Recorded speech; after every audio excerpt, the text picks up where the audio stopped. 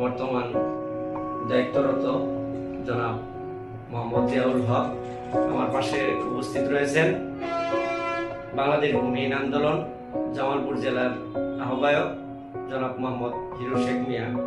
আজকে আমরা অত্যন্ত একটা আনন্দের সাথে বলতে পারি যে বিশেষ রাষ্ট্র সংস্কার আন্দোলনের বিশেষ প্রতিনিধি সম্মেলন 2025 3 অক্টোবর রাষ্ট্র সংস্কার আন্দোলনের যে সম্মেলন হয়েছে সেখানে আমাকে সহসাংগঠনিক সম্পাদক নির্বাচিত করাই আমি অত্যন্ত আনন্দিত।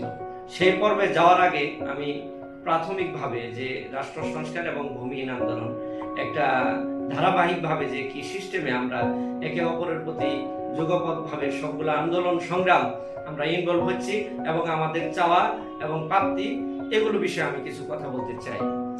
পরিশেষে আমরা বলবো যে বাংলাদেশ ভূমিহীন আন্দোলন এটার কার্যক্রম আমি ইতিপূর্বে অনেক মিডিয়াতে আমি বলেছি যে এই কার্যক্রমটা কি। বাংলাদেশ ভূমিহীন আন্দোলন মূলত কৃষক, শ্রমিক, কামার, জেলে, কুমার, তাঁতি সহ এই রাষ্ট্রের সকল শ্রেণী মানুষের যে ন্যায্য মালিকানার যে একটা দাবি, সেই দাবি পূরণের জন্য আমাদের এই ভূমিহীন আন্দোলনের টোটাল কার্যক্রম। এটা 2016 সালে বাংলাদেশ ভূমিহীন আন্দোলন প্রতিষ্ঠার পর থেকে আজ অবধি স্বেচ্ছাসেবী এই সংগঠনটি জনগণের কল্যাণ এবং তৃণমূল মানুষের যে পক্ষের যে অধিকারের কথা, এই কথাগুলো নিয়ে এই আমরা সংগ্রাম করছি।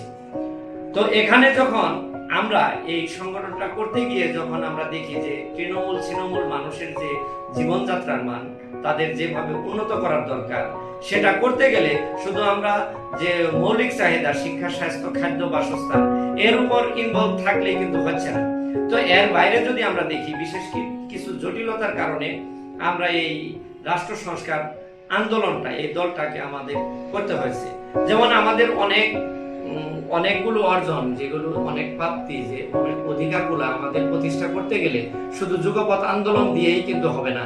আইনের একটা রুলস আছে, নিয়ম আছে, সেই আইনকে ফলো করে, সেই সংবিধানটাকে ফলো করে আমাদেরকে করতে হয়।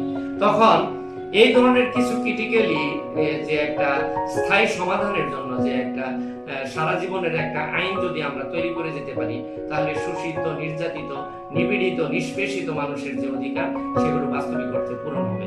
আমরা ইতিপূর্বে বলেছি মিডিয়ার মাধ্যমে যে তৃণমূল মানুষের জীবনযাত্রার মান যদি উন্নত না হয়, সেই জায়গায় এই রাষ্ট্র কখনো উন্নয়নশীল দেশে রূপান্তরিত হবে না। এটা শুধু আমারই কথা নয়, এটা বাংলাদেশে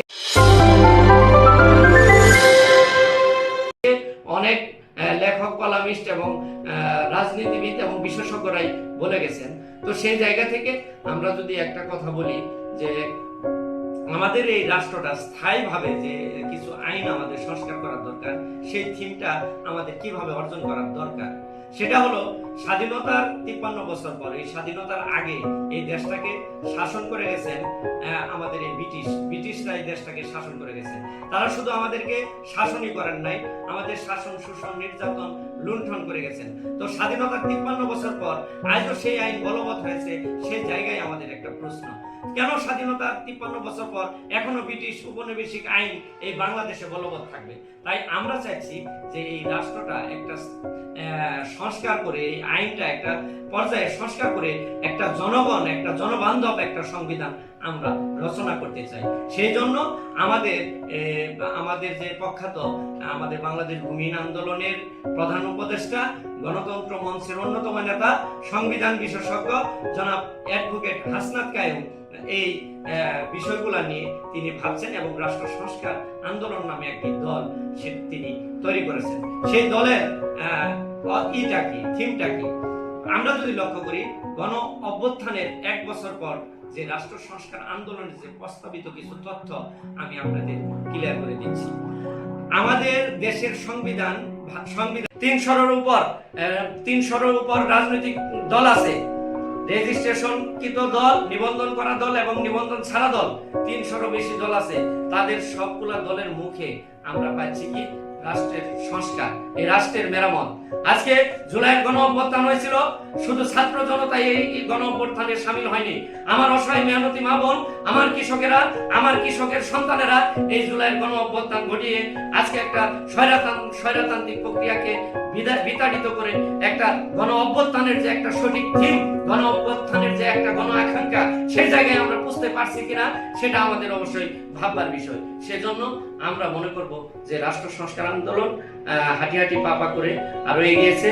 আমরা এই রাষ্ট্র সংস্কার আন্দোলনটাকে আরো যুগপৎভাবে এগিয়ে নিব এই আশা এবং এই সফলতা কামনা করে আজকের মতো আমি বিদায় নিচ্ছি। আল্লাহ হাফেজ, আসসালামু আলাইকুম।